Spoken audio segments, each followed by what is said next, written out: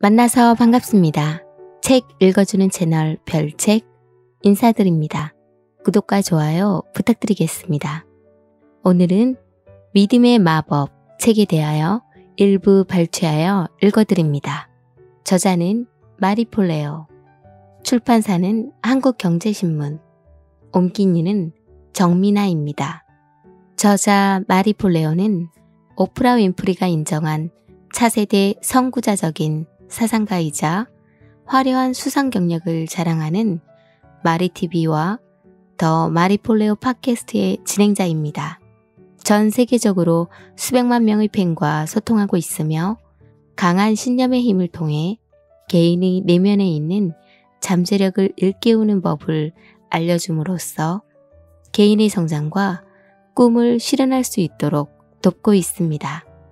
나의 인생을 바꾼 성공 공식, 믿음의 마법에서는 힘은 당신 안에 있으며 당신의 인생은 달라질 수 있다고 이야기합니다. 당신의 인생을 바꿀 수 있는 이야기, 믿음이 바뀌면 모든 게 바뀐다. 모든 행동은 생각에서 싹 튼다. 지금 당장 주변을 둘러봐라. 자, 어서 둘러봐라. 지금 어디에 있든 책 읽기를 멈추고 눈에 보이는 모든 것에 주목해보자. 손에 들고 있는 물건들, 가까이에 있는 기기들, 입고 있는 옷, 앉아있거나 서 있는 자리 등등 주변의 사물이나 구조물 하나하나에 주의를 기울여봐라. 지금 내 시야에는 이런 것들이 들어오고 있다. 내 지문 얼룩이 묻은 노트북 컴퓨터 화면, 커피가 담긴 머그잔, 육각형 철망이 끼워진 주방의 목재 수납장과 그 안을 채운 유리잔, 꽃병, 책들, 스프링 제본 노트, 와인 몇 병, 모두가 뚜렷하게 보이는 물건들이다. 당신이나 나나 모두 전기, 실내 화장실, 와이파이 같은 현대 문명의 기적들에 둘러싸여 있을 가능성이 크다. 그런데 우리 주변의 거의 모든 게 한때는 단지 생각에 불과했다는 걸 아는가? 한때는 아이디어에 불과했고 누군가의 상상 속에서 허황되고 실체 없는 허상이었을 뿐이라는 걸. 당신이 지금까지 관람했던 영화들, 지금껏 들어온 이야기들, 읽어온 책들, 따라 부르거나 박자에 맞춰 춤추거나 들으며 눈물을 흘려온 노래들, 모두는 신비로운 여정을 거쳐 허상의 세계에서 실제의 세계로 넘어온 것들이다. 실체 없는 아이디어에서 명백한 현실이 됐다. 우리 머리는 신기한 창작기계다. 지금까지 인간사에서 일어난 비범한 일들과 중요한 업적들은 모두 다 우리 인간의 머리에서 탄생했다. 우리 머리는 자기 자신과 타인 모두를 위해 실체를 만들어내는 힘을 부여해주는 존재다. 왜냐하면 물질 세계의 모든 게 처음엔 생각 차원에서 착상되기 때문이다. 6살 때 부모님과 뉴욕의 중심가를 걸었던 적이 있는데 그때 어린 내 머릿속에 어떤 생각이 불쑥 솟았다. 언젠가는 여기에서 살겠어. 너무 확신에 차 흥분한 나머지 기어이 입 밖으로 그 생각이 튀어나왔다. 나는 블리커 스트리트와 페리 스트리트 근처의 보도 한복판을 걷다 말고 허공으로 두 손을 뻗으며 크게 소리쳤다. 나중에 크면 여기에서 살래. 엄마는 어리둥절한 표정으로 말했다. 얘가 지금 뭐래? 우린 뉴저지주 사람인데 지금 네가 학교를 다니고 네 친구들이 있는 곳은 뉴저지잖아. 이 엄마랑 아빠가 있는 곳이고 네가 있어야 할 곳이라고. 아니에요, 엄마. 제가 있어야 할 곳은 여기예요. 나중에 크면 여기에서 살고 여기에서 일하고 여기에 집을 마련할 거예요. 두고 보세요. 17년이 걸렸지만 나는 끝내 그 생각을 실현했다. 따지고 보면 20년 가까이 뉴욕에서 사는 동안 웨스트 빌리지에서만 지냈지만 6살 때 선포했던 곳에서 몇 블록이 채 떨어지지 않은 가까운 거리다. 당신에게도 분명히 생각을 실현한 경험이 있을 거다. 보고 싶거나 하고 싶거나 만들고 싶거나 경험하고 싶거나 되고 싶은 어떤 꿈을 단지 생각만 하다가 마침내 현실로 이뤄낸 그런 경험이, 그 생각은 교육이나 운동선수 활동이나 악기 연주나 특정 직업 등에 관련된 것이었을 수도 있고, 만들거나 발전시키고픈 어떤 것에 대한 구상이었을 수도 있다. 특정 지역으로의 여행, 기술 습득, 특별한 관계 맺기, 창업에 대한 것이었을 수도 있고, 중독 치료나 빚 청산 문제였을 수도 있다. 처음엔 그 생각이 실현될 확률이 아주 낮게 느껴졌을지 모른다. 실현할 방법을 몰라 암담했거나 가능성에 대한 확신조차 서지 않았을지 모른다. 하지만 당신은 어찌어찌 그 생각을 현실로 바꿔놨다. 정말 엄청난 능력 아닌가? 그런데 안타깝게도 우리 대다수는 이런 능력을 대수롭지 않게 여긴다. 따라서 스스로에게 다음을 각인시킬 필요가 있다. 우리 세계의 모든 건 우리 머릿속에서 비로소 처음 존재하게 된다. 이건 타고난 보편적 재능으로서 개인의 삶을 결정짓는 동시에 집단으로 뭉치면 주변 세계를 결정짓는 데도 유용하다. 우리는 아이디어와 이상을 현실로 이루기 위한 능력을 타고난 창의적인 존재들이다. 내가 생각하기에도 너무 단순한 감은 있지만 아무튼 창작 과정은 다음과 같이 이어진다. 생각에서 감정으로, 감정에서 행동으로, 행동에서 성과로 이어진다. 뻔한 과정 아니냐 싶겠지만 우리는 이 공식을 쉽게 잊어버리는 경향이 있다. 해결하고 싶은 문제를 앞에 두고는 특히 더하다. 하지만 우리 생각 이면 깊숙한 곳에는 우리 인생을 감독하고 통제하는 힘이 내재돼 있다. 이 힘은 개인적 차원에서나 집단적 차원에서나 창의적 과정에서 중요한 요소다. 사실 이 힘은 우리의 생각과 감정을 결정짓는다.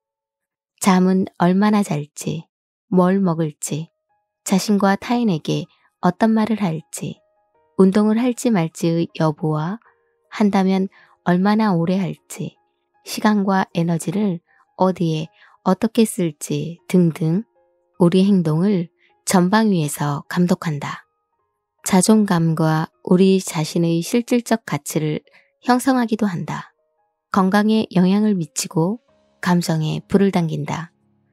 인간관계의 질을 결정지어 궁극적으로 즐겁고 성취감이 충만하며 도움이 되는 인생이 될지 아니면 비참하고 고통스럽고 후회로 얼룩진 인생이 될지를 좌우한다.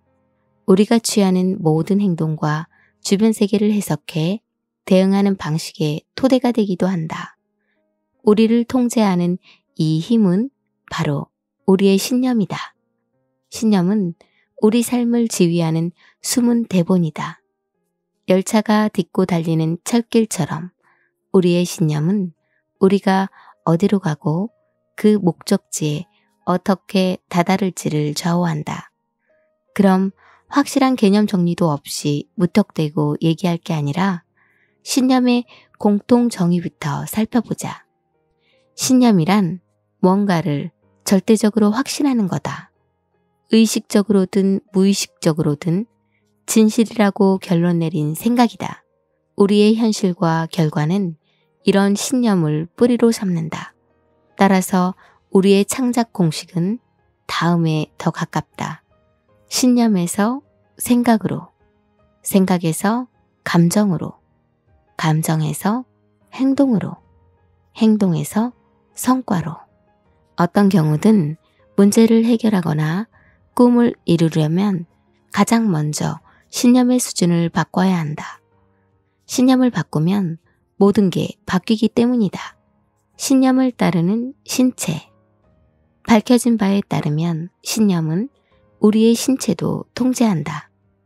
제롬 그루프먼 박사는 명저, 희망의 힘에서 다음과 같이 썼다. 여러 연구가들이 밝혀내고 있다시피 사고방식의 변화에는 신경화학적 변화를 일으키는 힘이 있다. 희망의 핵심 요소인 신념과 기대는 뇌의 엔도르핀과 엔케팔린을 분비해 모르핀과 같은 효과를 내므로써 고통을 차단해준다. 당신은 이미 이런 효과가 뭔지 잘 알고 있다. 당신이 지금 숲에서 하이킹 중이라고 가정해보자.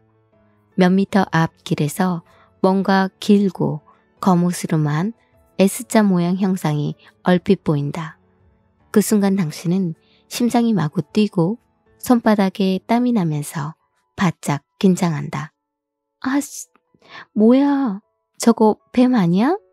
이제 당신의 생리현상은 눈앞의 위험 가능성에 대한 순간적 믿음에 따라 바뀐다. 사실은 그 뱀이 마른 나뭇가지더라도 이런 변화는 더 미묘하게 일어나기도 한다. 지끈지끈 머리를 쑤시게 하던 두통이 누군가로부터의 중요한 전화를 받고 관심이 전혀 다른 쪽으로 쏠리면서 순간적으로 싹 사라졌던 적은 없는가?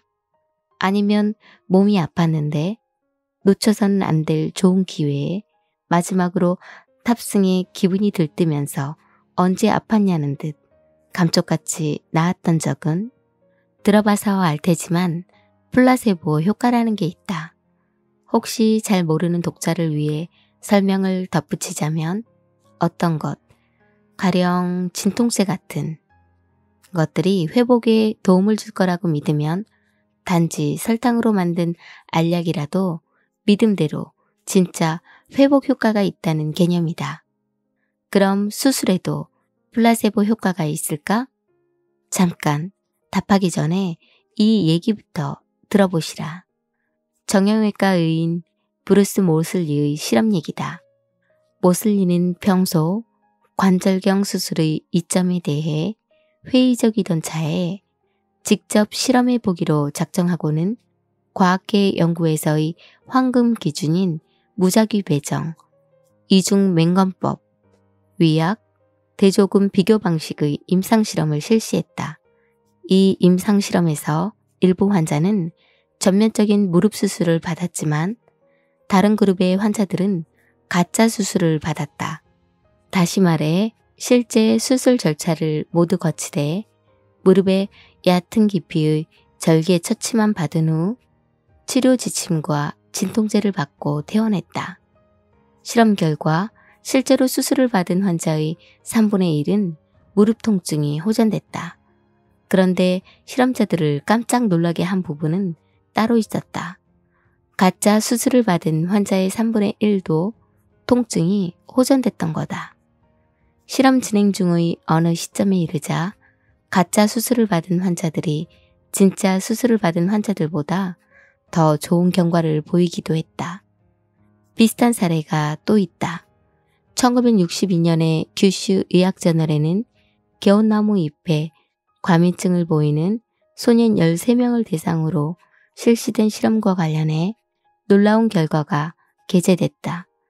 실험에 참가한 13명의 소년은 눈을 가린 상태에서 지금 한쪽 팔이 오똑이 있는 개온나무의 잎에 닿았다는 말을 들었다. 당연한 결과일 테지만 13명 모두 그쪽 팔의 피부에 급격한 반응이 나타나 피부가 붉게 변하면서 가려움, 붓기, 물집 등의 증상이 동반됐다. 그런데 이 실험엔 속임수가 있었다. 사실 팔에 닿은 건 독이 없는 무해한 식물의 잎이었던 거다. 연구진은 방법을 바꿔 실험을 이어갔다. 13명의 소년에게 여전히 눈을 가린 상태에서 다른 쪽 팔에 무해한 식물의 잎이 닿았다고 말해줬다. 하지만 실제로 팔에 닿은 건 옷이 오르는 개온나무의 잎이었다. 이번엔 13명 중 11명의 피부에서 알레르기 반응이 전혀 나타나지 않았다. 발진을 유발하는 개온나무의 잎에 아주 민감한 체질임에도 완전 말짱했다. 결론적으로 말하자면 무해한 잎이 급격한 피부 반응을 유발했을 뿐만 아니라 진짜 독성식물의 잎보다 더 큰 과민 반응을 유발했다는 얘기다. 이런 격한 신체 반응은 결국 믿음의 위력을 증명한다. 믿음은 인지 능력을 높여주기도 한다. 이와 관련해 규모는 작지만 예리한 통찰력을 보여준 한 실험이 있다. 40명의 대학생에게 일반 상식 시험을 볼 거라고 말하면서 실험 참가 학생 가운데 절반의 그룹에게는 매 문제가 제시되기 전 앞쪽에 놓인 화면에 무의식적으로 알 수 있게끔 정답이 잠깐 깜빡거릴 거라고 알려졌다. 연구를 진행한 올리크 베거와 스티븐 로난이 논문에서 밝혔듯 의식적으로 인식할 수는 없더라도 무의식을 통해 정답을 맞힐 수 있을 거라고도 일러줬다고 한다. 사실을 말하자면 실험자들이 이 그룹 학생들에게 보여준 건 무의식적으로 알 수 있는 정답이 아니었다. 화면에는 그저 무작위의 문자열이 잠깐 깜빡였을 뿐이었다. 그럼 실험 결과는 어땠을까? 일반 상식 시험을 본 두 그룹 가운데 무의식적으로 알 수 있는 정답을 봤다고 믿도록 귀뜸했던 그룹의 학생들이 그러지 않은 그룹의 학생들보다 눈에 띄게 높은 점수를 얻었다. 이렇듯 신념은 당신의 행동과 성과를 통제하는 총지휘관이다. 신념은 신체뿐만 아니라 위기, 비난, 기회 등에 대한 대응 방식까지 통제한다. 무엇에 주목할지, 무엇에 집중할지, 상황을 어떻게 해석해서 어떻게 대처할지도 지시한다. 당신의 신념이 당신의 현실을 결정짓는다는 건 부정할 수 없는 사실이다. 신념은 신체, 정서, 정신, 금전, 지성, 문화를 아우르는 여러 측면에서 당신에게 영향을 미친다. 따라서 다음을 명심해야 한다. 장기적으로 보면 당신의 신념이 당신의 운명을 결정짓는다. 신념은 행동을 유발하고 이런 행동들이 쌓이고 쌓여 전체의 삶을 이룬다. 이것도 알아둬야 한다. 모든 신념에는 결과가 뒤따른다.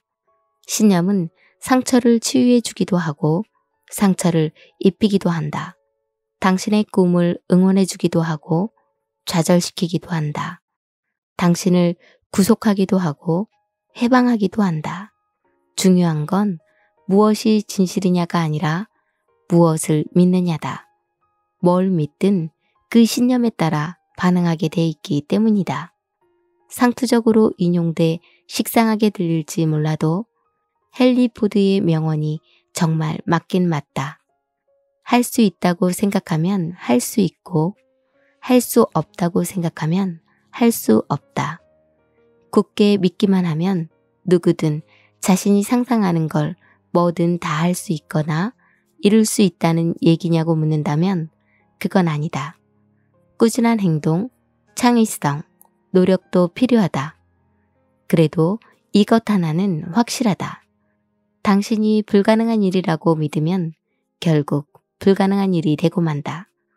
우리가 가진 개인으로서의 잠재성은 미지의 영역이지만 머릿속에서 그건 불가능해, 난 못해, 그건 내게 잘 맞지 않아 따위의 말만 떠들어대는 순간 그 말 그대로 된다.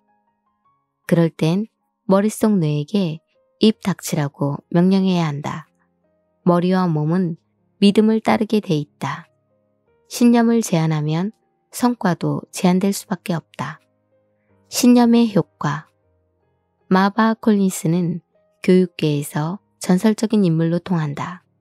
더러 현 시대의 가장 훌륭한 교사로 꼽히기도 한다. 콜린스는 16년 동안 공립학교에서 교직을 수행하다 환멸에 빠져 1975년 연금에서 $5,000를 인출해 일리노이주 시카고의 웨스트사이드 초등학교를 시작했다. 그녀의 목표는 가르치기 힘든 문제아로 낙인 찍혀 다른 학교에서 퇴출당한 아이들도 두 팔 벌려 받아주는 그런 학교를 열어 적절한 관심과 격려와 지도를 받는다면 모든 아이가 누구나 잘 배울 수 있다는 사실을 입증하는 거였다. 콜린스는 매우 출중한 능력을 발휘해 로널드 레이건 대통령에게 교육부 장관을 맡아달라는 부탁까지 받았지만 한 번에 한 학생씩 변화시키는 활동을 그만둘 수가 없어 거절했다. 그녀의 얘기는 시슬리 타이슨과 모건 프리먼이 주연을 맡은 감동적인 TV 영화로 제작됐는가 하면 1994년에는 프린스가 자신의 뮤직비디오에 콜린스를 세계에서 가장 아름다운 여성으로 출연시키기도 했다. 구제불능으로 지켰던 6살 때 콜린스와 만난 에리카라는 이름의 한 학생은 이렇게 털어놨다. 그때 전 경계성 지적장애라 평생 글을 읽지 못할 거라는 얘기를 들었어요. 아이에게 너무나 큰 상처와 타격을 입힐 만한 믿음이 아닐 수 없다. 하지만 콜린스는 단념하지 않았다. 에리카가 웨스트사이드 초등학교에 들어온 뒤로 콜린스는 에리카에게 배우다 보면 읽고 쓸 줄 알게 될 거라는 확신을 심어줬다. 이런 믿음은 단지 콜린스의 희망이나 바람이 아니라 반박할 수 없는 사실이었다.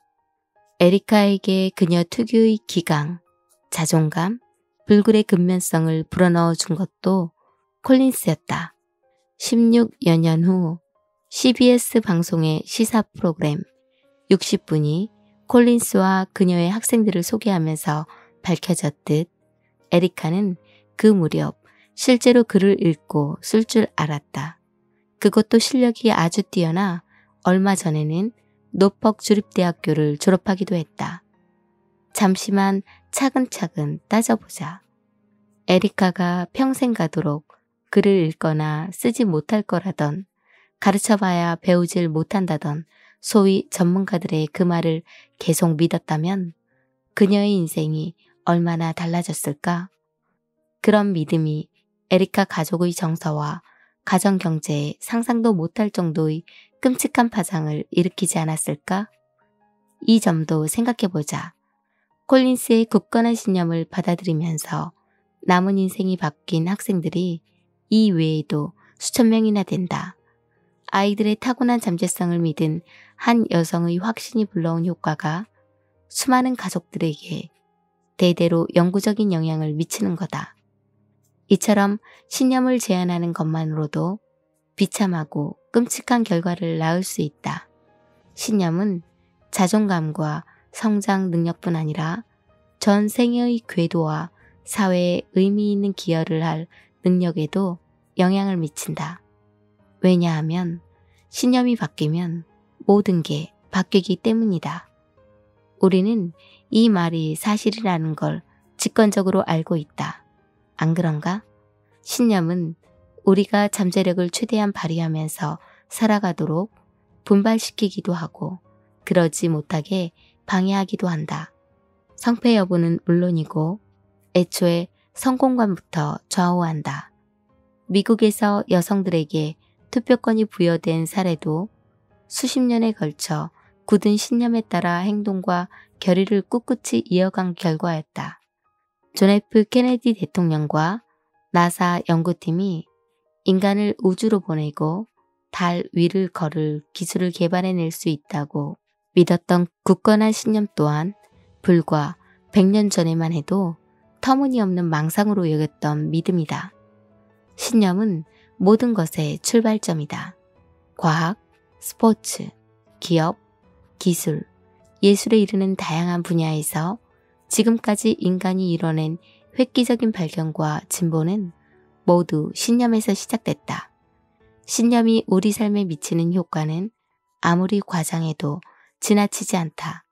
하지만 신념을 바꾸기 전에 먼저 신념의 근원을 더 짚어보자. 신념은 어디에서 비롯되는가? 그녀는 눈물을 주체하지 못하고 오열했다. 전화를 끊고는 허리를 숙여 나와 눈을 맞추더니 내 어깨를 붙잡고 나를 흔들어대며 말했다. 너는 절대로 남자에게 기대 살아선 안 돼 말이.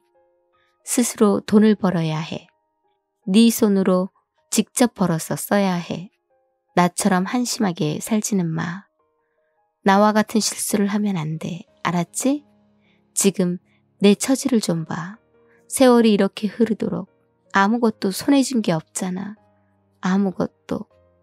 엄마는 아빠와의 이혼 서류에 서명한 날 이렇게 말했다. 그때 내 나이는 8살이었다. 엄마는 내 어깨를 놓아주고서 다시 두 손에 얼굴을 묻고 흐느껴 울었다. 나는 그 자리에 얼어붙은 듯 선 채로 덜컥 겁에 질려 있었다.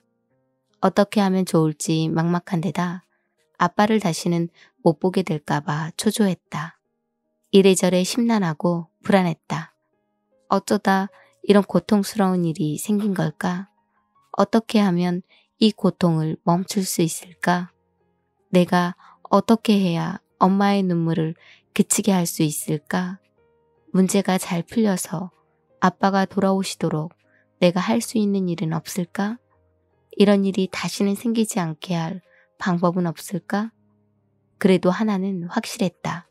부모님의 갈등은 마약이나 알코올이나 도박 문제 때문은 아니었다. 돈 때문이었다. 언제나 돈이 문제였다. 특히 엄마에게 경제권이 없다는 게 말다툼의 불씨였고 더 노골적으로 말하면 돈이 넉넉했던 적이 없다는 게 문제였다. 당시 내가 원한 건 가족이 다시 함께 살게 될 방법뿐이었다. 그러다 보니 나 자신도 모르는 사이에 내 내면에는 돈, 남자, 세상 이치에 대한 강한 신념 체계가 자리 잡혀갔다. 이를테면 이런 식이었다. 넉넉지 못한 돈은 심한 스트레스와 고통, 고생이다. 넉넉지 못한 돈은 애정, 안정, 유대, 가족의 파멸이다. 남자에게 경제권 내주기는 멍청한 짓이고 무력해지는 일이다. 누군가에게 기대어 살기는 궁극적으로 후회와 고통을 떠안게 되는 일이다. 당연히 이런 신념이 절대적으로 옳다는 것은 아니지만 8살짜리 아이였던 당시의 내겐 중요하고 타당한 생각으로 받아들여졌다. 어른들에게 들은 얘기와 내 감정이나 내가 처한 상황을 바탕으로 그런 결론에 이르렀다. 한 사람에게 가장 중심축이 되는 신념들은 중요한 정서 경험, 그 중에서도 대체로 어린 시절의 정서 경험을 토대로 형성되기도 한다. 강렬하고 사무치는 감정일수록 그로 인한 생각, 즉 신념이 우리 인생을 더 많이 좌우한다. 엄마와 주방에 서 있던 그때의 나는 그때껏 가장 절실한 다짐을 했다. 다시는 돈 때문에 사랑하는 이와 헤어질 일이 없도록 언젠가 크면 어떻게든 큰 돈을 벌겠다고. 넉넉지 못한 돈 때문에 너무나 지독한 고통과 불안정을 겪은 탓에 많은 돈을 버는 게 목표가 됐다. 장난감이나 이런저런 물건을 사기 위해서가 아니라 사랑을 되찾고 덜 고달퍼지기 위해 돈을 벌고 싶었다. 또 그 무렵엔 TV를 틀면 하루에 1달러로 살아가는 아이들과 도움이 필요한 동물들에 대한 광고가 자주 나왔다. 광고마다 적은 금액으로도 변화를 이끄는 데 힘이 된다고 강조했다. 그런 광고들을 보면서 어느새 나는 돈을 많이 벌면 내 가족만이 아니라 다른 사람들도 도와야겠다는 신념을 품게 됐다. 뒤돌아보면 돈이 없으면 사는 게 궁색해진다는 식의 어린 시절 신념들이 성인기 초반에 돈 문제로 고통스러워한 원인이었던 것 같다. 수년간 빚쟁이로 살면서 나 자신의 가치와 밥벌이 능력을 놓고 고민했던 건 확실히 그런 신념들의 영향이었다.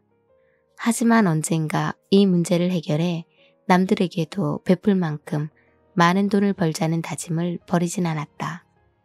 그러다 20대 초반의 어느 시점에 파산하고 빚쟁이가 되는 게 지긋지긋해져 금전적 신념과 행동의 틀을 다시 세우는 데 골몰하게 됐다. 개인 재정 관리에 대해 공부하고 돈에 대한 부정적 신념을 정리하면서 지금까지도 여전히 고맙게 생각하는 탄탄한 금전관리 습관이 다져졌다. 그럼 지금부터 오래된 신념의 근원을 찬찬히 따져보자. 타협의 여지가 없는 사생결단식 게임은 아니다. 철석같이 믿어온 모든 걸 다 버리지 않아도 된다. 어떤 신념들은 계속 간직해도 될 만큼 유용할 수도 있다. 하지만 따져보기 전까지는 그 유용성을 확신할 수 없다. 따라서 복잡하게 얽힌 신념들이 애초에 어떻게 형성됐는지 짚어봐야 한다. 1. 환경. 이 세상에 나온 갓난아이 시절에 당신의 뇌는 중립적이고 자유로웠다. 전혀 프로그래밍되어 있지 않았다. 어떤 의견도 지식도 편견이나 신념도 없었다. 그러다 가족, 친구, 보육자, 학교, 문화, 사회에서 자신이나 남들에 대한 생각을 스펀지처럼 빨아들이기 시작했다. 우리는 걷고 말하는 요령을 배우는 것처럼 무엇을 믿어야 할지도 배운다. 환경은 사랑, 건강, 성별, 노력, 신체, 돈, 신, 아름다움, 인간관계, 타인, 세계 전반 등등의 온갖 것에 대한 믿음을 우리의 뇌에 서서히 프로그래밍한다. 특히 우리 자신의 재능에 대한 믿음까지도 프로그래밍한다. 환경과 관련해 아슬아슬한 대목은 가장 마음 깊이 간직된 신념들이 대체로 물려받은 거라는 점이다. 검증과 의문제기 없이 순진하게 받아들였던 남들의 낡은 생각이란 얘기다. 검토하고 의문을 가져보면서 스스로 선택한 게 아니었다. 안타깝게도 이렇게 물려받은 신념은 대체로 우리가 성취하려는 목표에 역효과를 낳는다. 긍정적이든 부정적이든 환경은 현재 우리가 지닌 신념들의 가장 중요한 근원이다. 우리가 어렸을 때도 그랬고 성인이 된 지금까지도 여전히 그렇다. 따라서 자신의 환경에 늘 주의를 기울여야 한다. 더 힘을 북돋아주는 대범하고 새로운 신념을 심기 위해 노력하는 중일수록 특히 더 그래야 한다. 2. 경험. 직접적 경험은 자신과 타인을 비롯해 세계 전반에 대한 신념을 더욱 굳혀준다. 당연한 얘기일 테지만 이런 신념들은 대체로 가족, 친구, 보육자에게 물려받은 신념에 영향을 받는다. 간단한 예를 들어보자. 나는 롤러코스터를 완전 좋아한다. 총알같이 빠르고 매끄럽게 질주하는 이 놀이기구를 탈 때면 이루 말할 수 없는 희열과 박진감이 느껴져서 좋다. 롤러코스터는 내가 처음으로 아빠와 같이 즐겼던 놀이기구이기도 하다. 하지만 내 지인들 중에는 롤러코스터라면 질색하는 사람들이 많다. 그들의 경험에서 롤러코스터는 공포, 불안, 몇 시간이 지나도록 이어지는 멀미를 의미한다.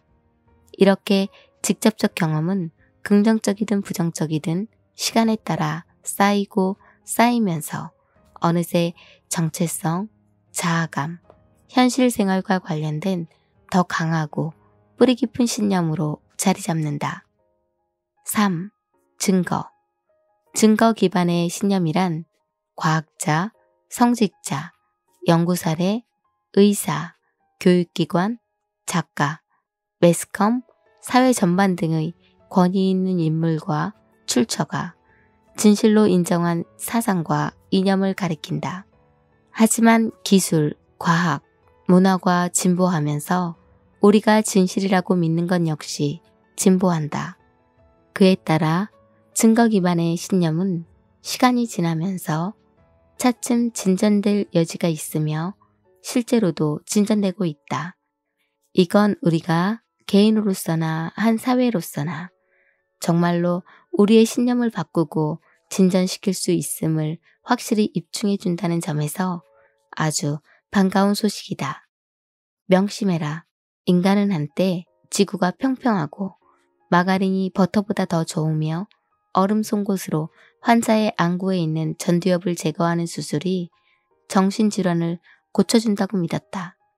이게 다 지나간 옛날 얘기라는 게 다행스러울 따름이다. 4. 모범.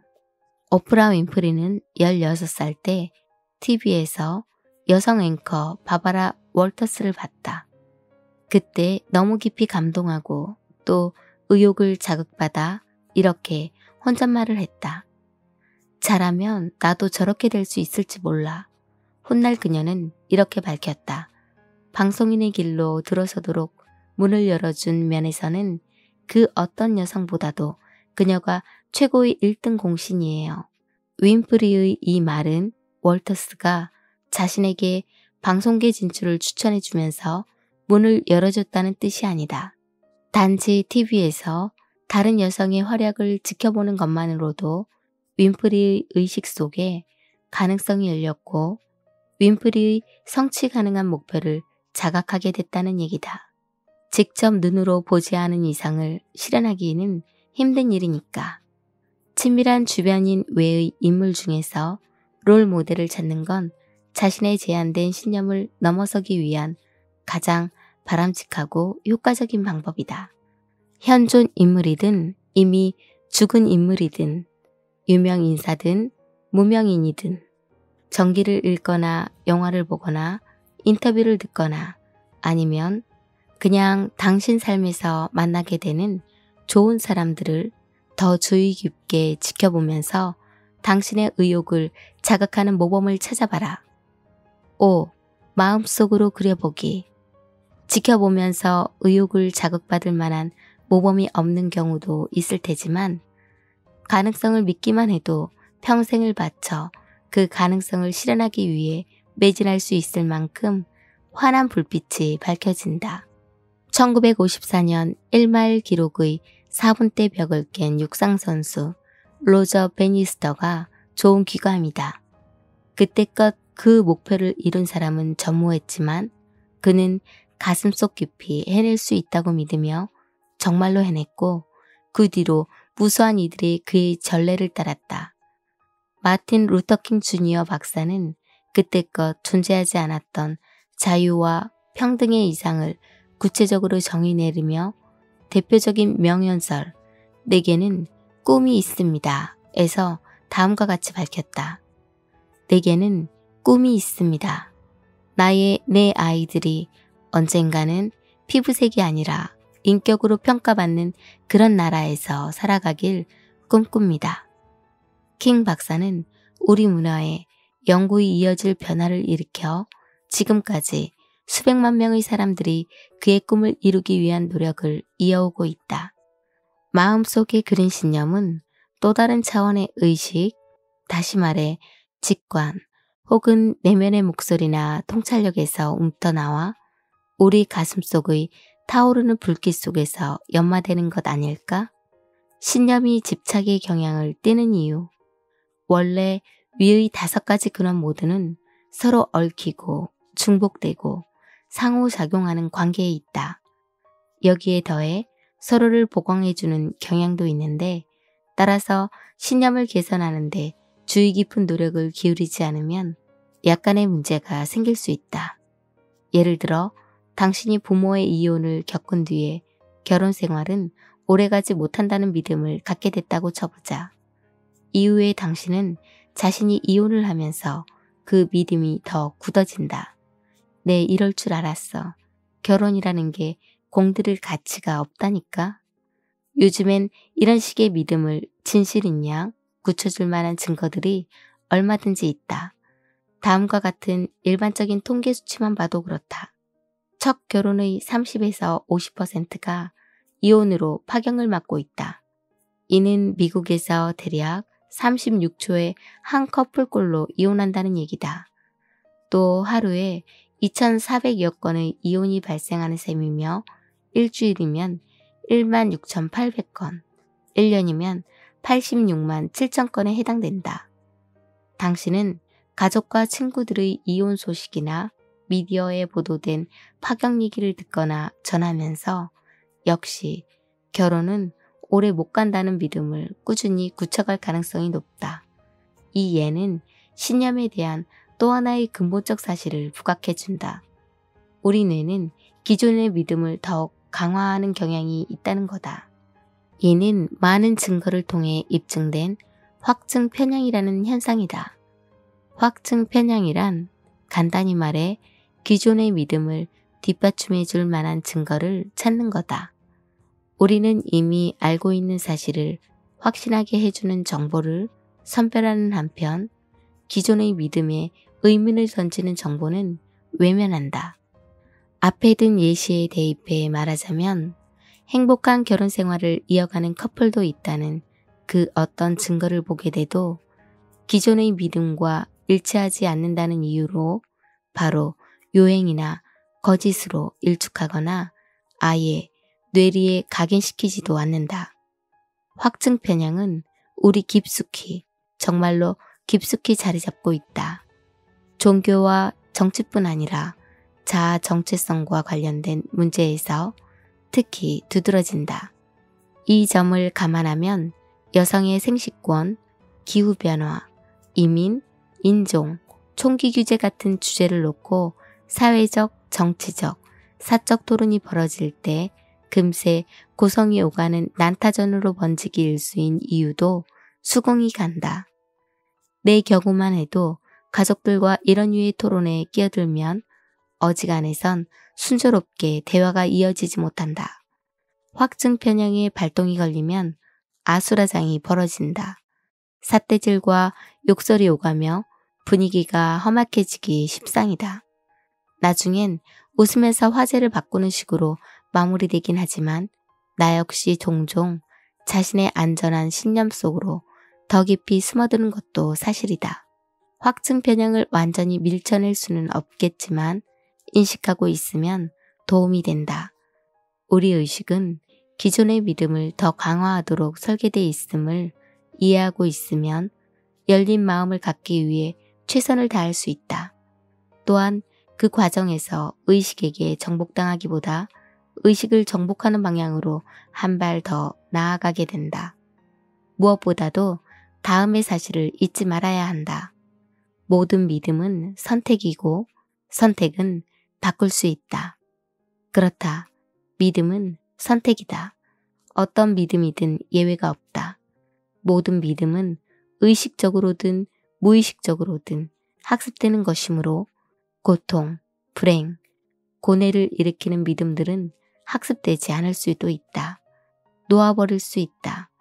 놓아버리자. 우리에게 제한을 가하는 신념은 그게 뭐든 지워버리고 바꿀 수 있다. 게다가 신념을 바꾸는 게 꼭 힘들기만 한 일은 아니다. 인식, 바람, 연습만 갖추면 된다. 면밀히 따져보면 신념이란 당신이 중요하고 진실하다고 판단한 하나의 생각에 불과하다. 단지 그것뿐이다. 그 신념을 그 자리에 붙잡아 놓고 있는 건 사실상 아무것도 없다. 쇠창살도 자물쇠도 쇠사슬도 없다.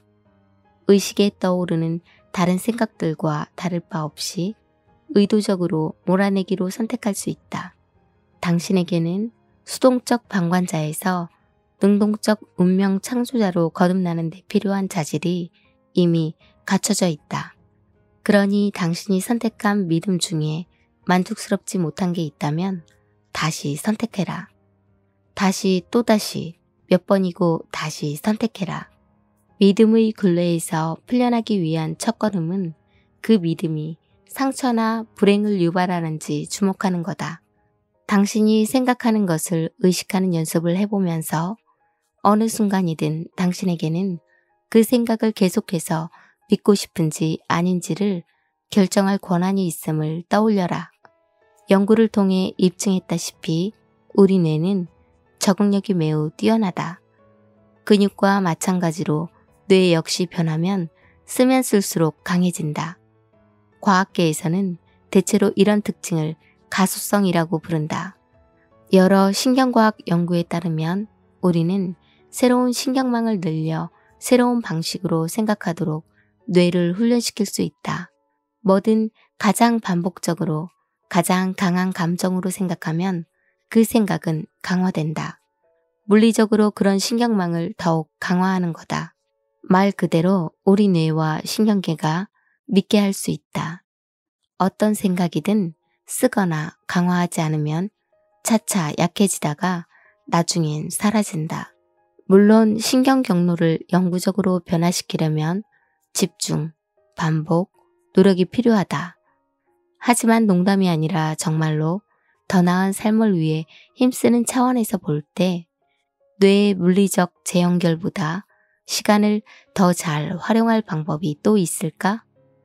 일단 새로운 믿음을 세워서 강화해 놓으면 그에 따른 새로운 행동 방식이 습관으로 자리 잡는다.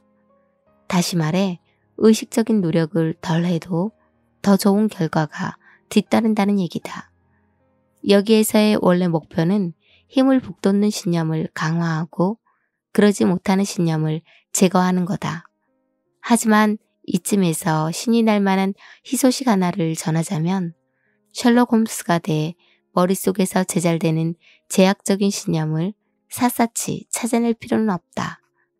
그보다 더 영리한 시간 절약 방법이 있다. 당신에게 필요한 건 하나의 핵심적인 초신념, 즉 의식이라는 성의 상상 가능한 모든 문을 열어줄 마스터키다. 스위치를 누르자마자 바로 무한한 잠자력의 들판이 펼쳐지는 것과 같다. 분명히 강조해 두지만 이 책의 총체적 목표는 해결 불가능한 문제는 없다는 개쩌는 신념을 받아들이도록 당신을 북돋는 거다. 이 하나의 신념은 도미노의 첫 번째 말을 쓰러뜨리는 것처럼 인지의 연쇄 반응을 일으켜 다른 모든 가능성을 열어준다. 이 신념을 단지 개념상이 아니라 기능적으로나 실용적으로 두루두루 수용하면 이 세상 그 무엇도 당신을 막지 못한다. 지금 당장 당신의 그 멋진 뇌를 재연결해보자. 다음의 말을 큰 소리로 말해봐라. 좀 우습게 느껴져도 그럴수록 더 해야 한다. 해결 불가능한 문제는 없다. 잘했다. 이번엔 큰 소리로 적어도 5번쯤 더 되뇌어보자. 한 번 되낼 때마다 힘과 열정을 좀 더 실으면서 그리고 좀 더 힘차게. 해결 불가능한 문제는 없다. 해결 불가능한 문제는 없다. 해결 불가능한 문제는 없다. 해결 불가능한 문제는 없다. 해결 불가능한 문제는 없다. 레알이다. 스스로에게 다짐해라. 이 문구를 할 수 있는 한 자주 소리내서도 말하고 머릿속으로도 말해라. 하루에 5번, 10번, 50번씩 하나의 의식처럼 삼아라. 왜 그래야 하느냐고? 왜냐하면 우주에서 가장 힘센 말은 스스로에게 하는 말이기 때문이다. 충분한 에너지를 실어 충분히 반복하면 이런 신념이 아주 간단히 심어져 더 깊은 곳에 내재된 의식을 깨워줄 거다. 아침에 눈을 뜨면 해결 불가능한 문제는 없다를 되뇌고 샤워 중에도 읊고 일기장에도 적어봐라. 운동하면서도 또 되뇌어봐라. 밤에 몸을 뒤척이며 돌아누울 때마다 이 말을 되뇌라. 더 많이 생각하고 말하고 글로 쓰고 몸으로 느낄수록 의식의 신경 경로는 더욱 강화된다. 그럼 얼마 지나지 않아 차츰 팽창된 창의력, 자신감, 권한 의식을 품고 살아가게 될 거다. 자신도 모르는 사이에 해결 불가능한 문제는 없다가 가장 소중한 신념일 뿐 아니라 현실의 토대로 자리 잡혀 있을 거다. 여기까지가 오늘의 책 내용이었습니다. 오늘은 해결 불가능한 문제는 없다 라는 마음으로 하루를 보내보는 건 어떨까요? 한층 성장하는 보람 있는 시간이 되었으면 좋겠습니다.